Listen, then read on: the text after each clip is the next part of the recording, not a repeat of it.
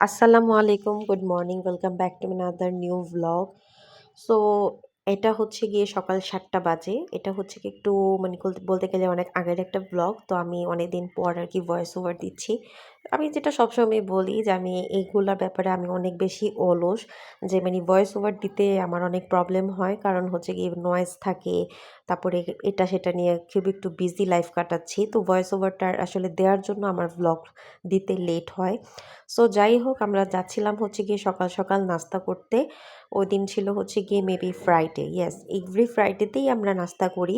তো অনেক সময় বাইরে গিয়ে করি। আর আপনারা হয়তোবা দেখেছেন আমার লাস্ট ভ্লগ আমরা গিয়েছিলাম স্টারে।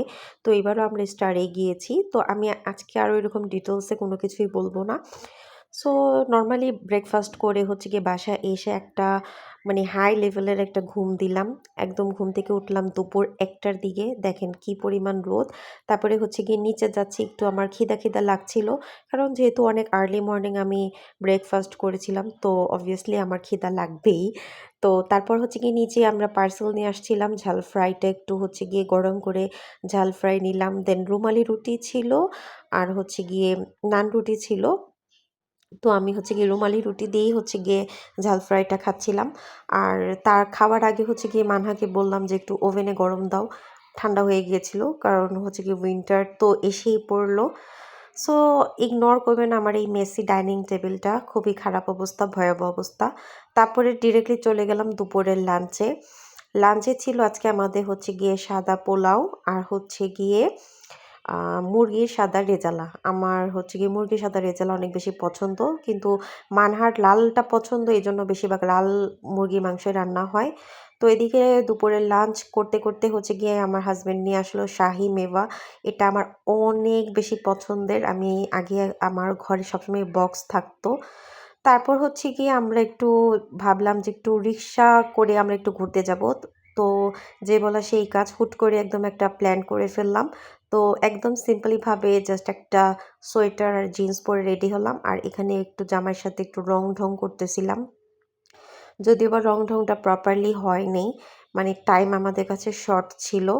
তো আফটার দ্যাট হচ্ছে গিয়ে সক্স পরে নিয়েছিলাম। বাইরে মোটামুটি ঠান্ডা ছিল। আর এই ভিডিওটা হচ্ছে গিয়ে মানহা আমাকে ভিডিও করে দিচ্ছিল। Thanks to Manha. অ্যান্ড আমরা বেসিক্যালি হচ্ছে গিয়ে বের হব সেদিন, একটু কফি ডেট করতে যাব। দেন হচ্ছে গিয়ে একটু রিক্সা ডেটে যাব।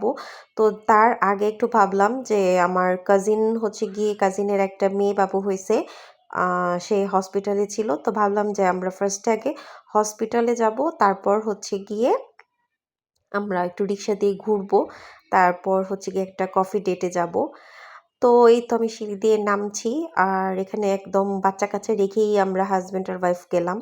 সো এই যে এটা হচ্ছে গিয়ে হসপিটালের ক্লিপস। আমি আর বেশি কিছু ক্লিপস নেইনি। জাস্ট একটু লিফটের মধ্যেই নিলাম। লিফটটা যেহেতু ফাঁকা ছিল।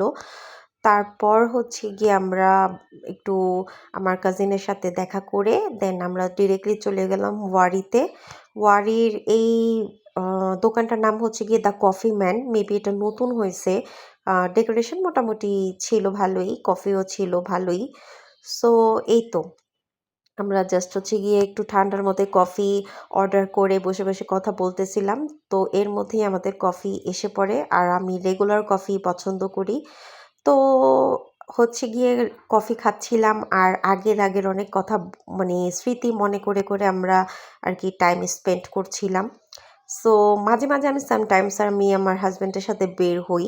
একটু রিক্সাতে ঘুরি। তারপর হচ্ছে গিয়ে একটু এটা সেটা মানে টাইম স্পেন্ড করি। তো এই হচ্ছে আমার আজকের ভ্লগ। যদি কারোর ভালো লেগে থাকে অবশ্যই কমেন্ট করবেন। And do not forget to subscribe my channel. And অবশ্যই হচ্ছে গিয়ে ডেসক্রিপশন বক্সে আমি আমার সব ইনস্টাগ্রাম, স্ন্যাপচ্যাট আর ফেসবুকের লিঙ্ক দিয়ে দিব। সো এই তো, থ্যাংকস ফর ওয়াচিং।